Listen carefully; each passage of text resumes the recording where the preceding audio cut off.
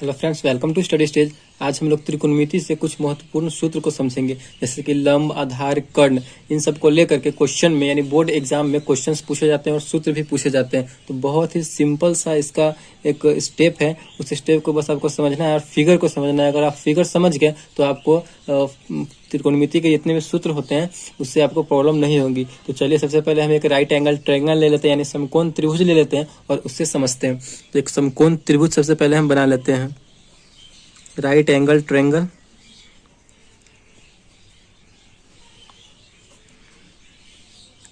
एक समकोण त्रिभुज हमने बना लिया, उसका हम लोग कुछ नाम दे देते हैं, जैसे कि ए, बी और सी। ए और बी, सी हम नाम दे दिए एक समकोण त्रिभुज का। इसमें अगर हम यहाँ पे, तो ये क्या हो गया, ये 90 डिग्री हो गया। समकोण त्रिभुज हमेशा 90 डिग्री का होता है, ये भी आपको ध्यान रखना है। तो ये इसका 90 डिग्री हो गया। अगर हम थीटा यहाँ से मानते हैं, अगर हम थीटा यहाँ से लेते हैं, इस कोण से लेते हैं, थीटा अगर हम इस कोण से लेते हैं, ये हमारा थीटा हो गया।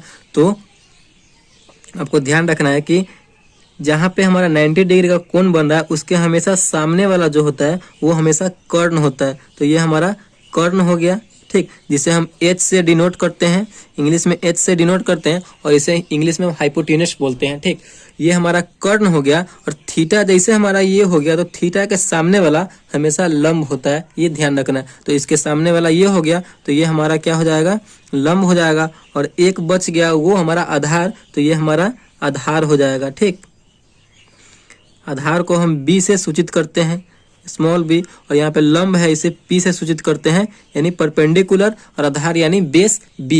ये आपको हमेशा ध्यान रखना। बहुत ही आसान से हमने आपको फिगर को बता दिया है। अगर थीटा हमने यहाँ पे लिया है, तो अगर एक और फिगर ले लेते हैं, अगर थीटा हम यहाँ पे लेते हैं तो हमारा लंब और आधार चेंज हो जाएगा, ठीक। चलिए एक और हम बना लेते हैं समकोण त्रिभुज। ये हमारा समकोण त्रिभुज है,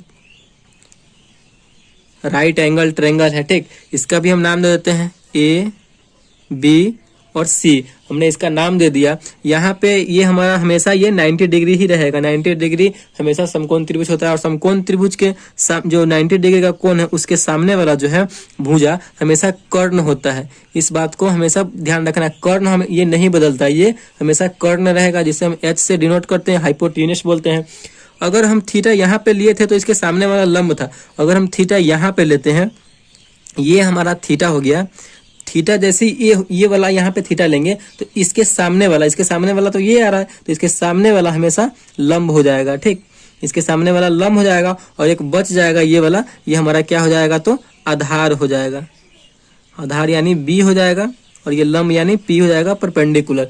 इस फिगर जो है बहुत ही आसान तरीका से हमने आप लोगों को फिगर को समझा दिया है। आई होप आपको ये फिगर बहुत ही अच्छे से समझ में आ गया होगा।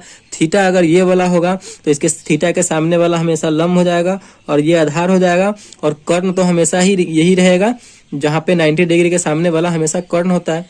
थीटा अगर ये रहे तो थीटा के सामने वाला लंब और 90 डिग्री जो कोण बन रहा है जहाँ पे उसके सामने वाला कर्ण, और ये बच जाता है जो आधार हो जाता है। बस ये ध्यान में रखना है। तो लंब, कर्ण, आधार, यही इसका रूल है, यही चलते रहता है। तो चलिए साइन थीटा इक्वल टू क्या होता है लंब, आधार, कर्ण में, उसको हम लोग एक बार देख लेते हैं। तो साइन थीटा इक्वल टू होता है लंब बटे कर्ण, ठीक। आपको 3 फॉर्मूला याद रखना है, उससे हम आपको 6 फॉर्मूला पूरा याद हो जाएगा। त्रिकोणमिति में जो है 6 अनुपात होते हैं, त्रिकोणमितीय अनुपात 6 होते हैं। कौन कौन से? साइन, कॉस, कोसेक, सेक, टैन और कॉट, ये सब होते हैं त्रिकोणमितीय अनुपात। तो साइन थीटा इक्वल टू क्या होता है, लंब बटे कर्ण।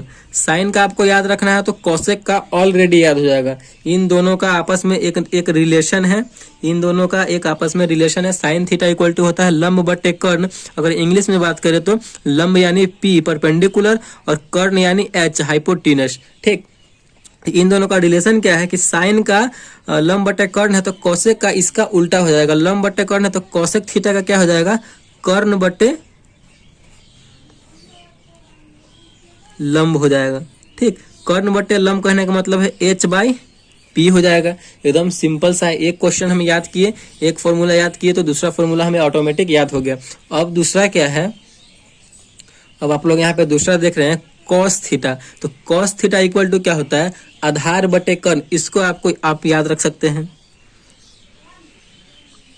कॉस थीटा इक्वल टू होता है आधार बटे कर्ण। तो आधार जो है, आधार को इंग्लिश में क्या बोलते हैं हम लोग, बेस बोलते हैं, यानी बी, और कर्ण हमारा क्या होता है, एच होता है, हाइपोटेनस, तो इंग्लिश में बी बाई एच हो जाएगा, आधार बटे कर्ण। अगर हम कॉस का याद कर लिए तो हमारा जो सेक है वो ऑटोमेटिक याद हो जाएगा, यानी कॉस जो होता है सेक का उल्टा होता है, या सेक जो होता है वो कॉस का उल्टा होता है। बस यही इसका फंडा है, यही चलता रहता है। तो सेक का क्या हो जाएगा, कर्ण बटे आधार, कॉस का उल्टा हो जाएगा सेक में, कर्ण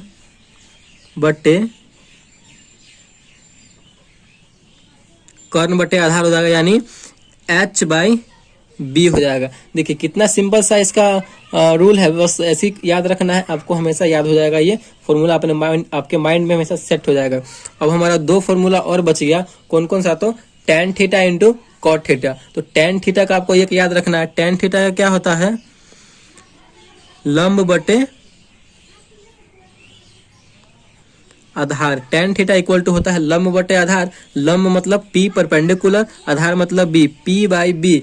tan का जब हमें याद हो गया तो यही इसका उल्टा हो जाता है, tan का उल्टा कॉट और कॉट का उल्टा tan। तो tan है लंब बटे आधार, तो कॉट क्या हो जाएगा, आधार बटे लंब हो जाएगा, आधार बटे लंब हो जाएगा, यानी आधार मतलब b बेस और लंब p परपेंडिकुलर। बस आपको 3 फॉर्मूले ही याद रखने हैं। इसमें जो है आपको साइन का याद रखना है, तो साइन याद रखिएगा तो कॉसेक याद हो जाएगा, अगर कॉसेक याद रखते हैं तो साइन याद हो जाएगा, अगर आप इसमें कॉस याद रखते हैं तो सेक याद हो जाएगा, अगर सेक याद रखते हैं तो कॉस याद हो जाएगा। इसमें भी वही है, tan याद रखते हैं तो कॉट याद हो जाएगा, और कॉट याद रखते हैं तो tan याद हो जाएगा। बस यही इसका फॉर्मूला है, और फिगर तो सबसे मेन है, फिगर सबसे इंपॉर्टेंट है।